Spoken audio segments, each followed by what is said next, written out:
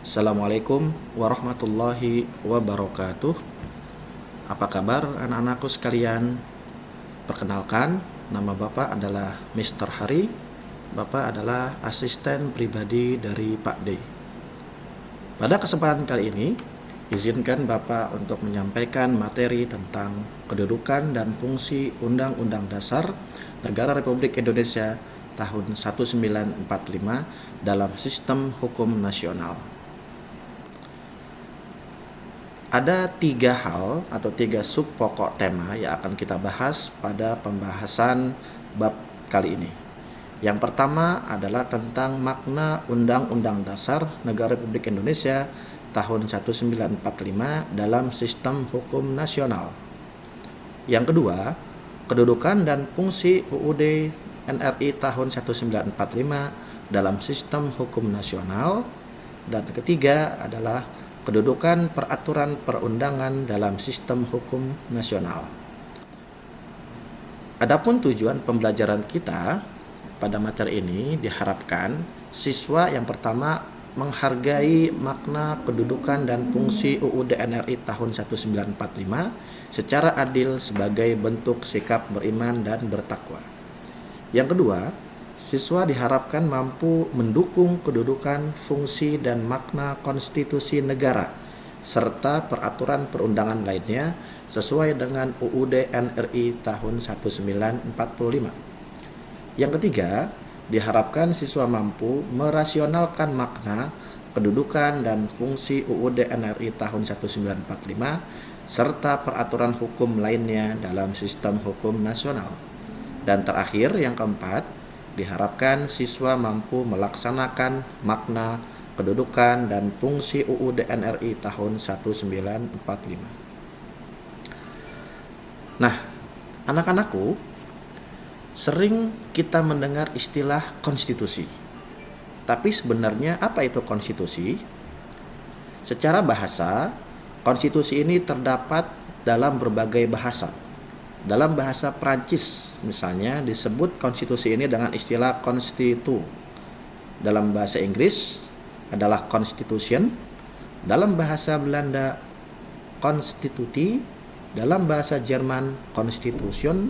Dan dalam bahasa Latin yaitu constitutio, yang artinya sama-sama membentuk.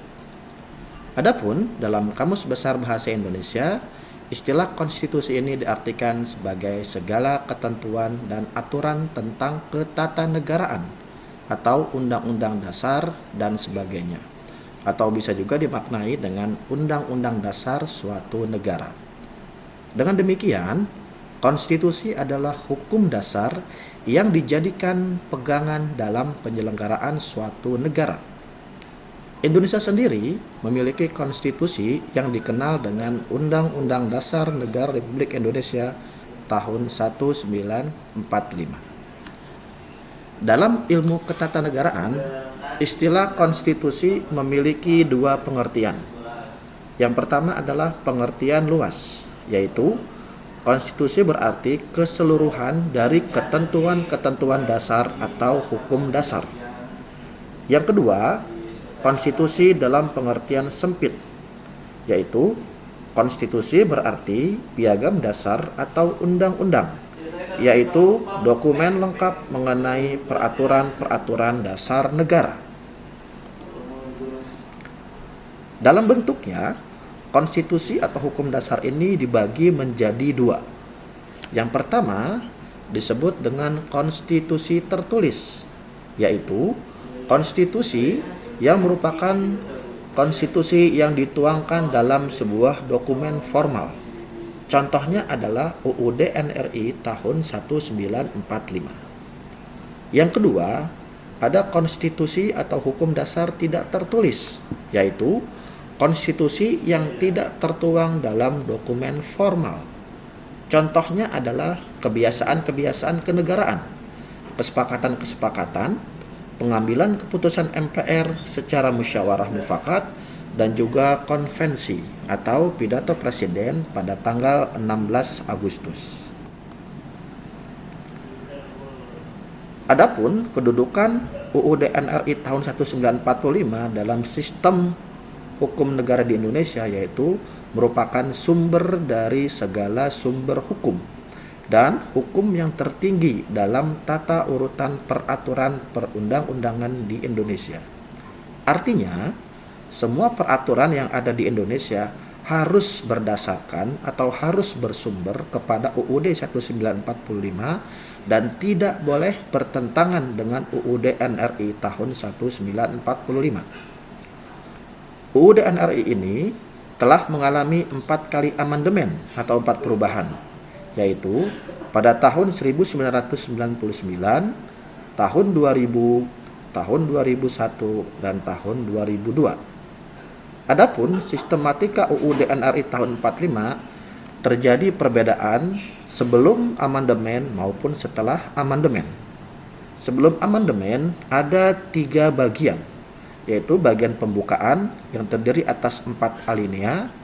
Yang kedua adalah bagian batang tubuh yang terdiri atas 16 bab, 37 pasal, 49 ayat, 4 pasal aturan peralihan, dan 2 ayat aturan tambahan. Bagian ketiga adalah bagian penjelasan. Adapun sistematika UUD tahun 1945 setelah amandemen atau setelah perubahan hanya 2 bagian saja, yaitu bagian pembukaan yang terdiri atas 4 alinea dan bagian pasal-pasal yang terdiri atas 21 bab, 73 pasal, 170 ayat, 3 pasal aturan peralihan, dan 2 pasal aturan tambahan. Meskipun UUD 1945 mengalami beberapa kali amandemen atau perubahan, ternyata ada satu bagian yang tidak dapat diubah sama sekali, yaitu bagian pembukaan UUD 1945. Apa alasannya? Alasannya adalah bahwa pembukaan UUD 1945 merupakan pokok dari tujuan kaidah negara yang bersifat fundamental, di mana memuat prinsip negara seperti bentuk negara, dasar negara, dan tujuan negara itu sendiri. Dengan kata lain, upaya untuk mengubah pembukaan UUD 1945 merupakan upaya mengubah atau menghancurkan negara.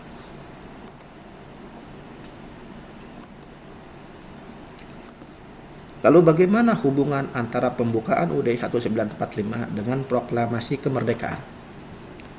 Proklamasi kemerdekaan merupakan pernyataan atau pengumuman kepada dunia internasional bahwa bangsa Indonesia telah merdeka.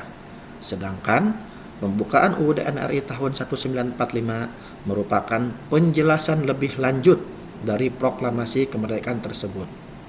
Artinya, pembukaan UUD NRI tahun 1945 merupakan pernyataan kemerdekaan yang terperinci karena memuat penjelasan tentang dasar negara dan tujuan dari negara yang diproklamasikan. Lalu bagaimana pokok pikiran yang terkandung pada pembukaan UUD NRI tahun 1945? Dari alinea keempat pembukaan UUD tahun 1945 terdapat 4 pokok pikiran.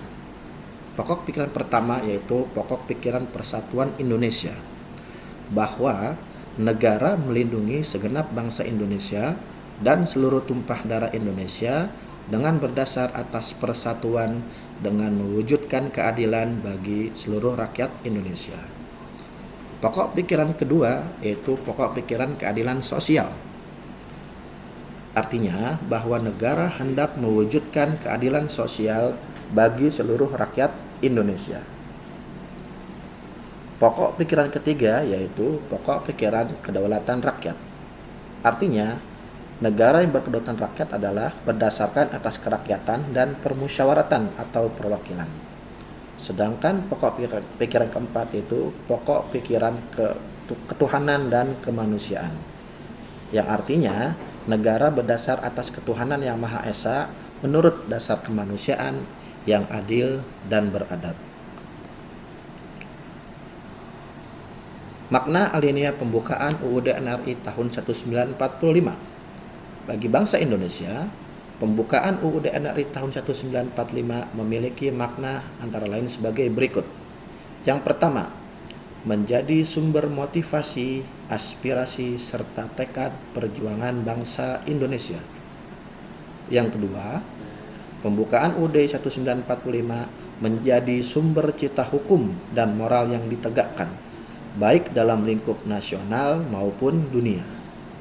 Dan ketiga, pembukaan UUD NRI tahun 1945 mengandung nilai-nilai universal yang dijunjung tinggi oleh seluruh bangsa di dunia. Nah, lalu apa isi materi yang terdapat pada batang tubuh UUD NRI tahun 1945? Sesungguhnya, batang tubuh UUD NRI tahun 1945 memiliki dua materi. Yang pertama adalah materi tentang pengaturan sistem pemerintahan negara yang meliputi kedudukan, tugas, wewenang, dan hubungan antar lembaga negara. Yang kedua, yaitu materi hubungan antara negara dengan warga negara serta penduduknya yang mencakup berbagai bidang, seperti bidang politik, ekonomi, sosial, budaya, dan hankam, untuk mencapai cita-cita nasional bangsa Indonesia. Demikian yang dapat Bapak sampaikan pada pertemuan kali ini. Terima kasih, sampai jumpa. Assalamualaikum warahmatullahi wabarakatuh.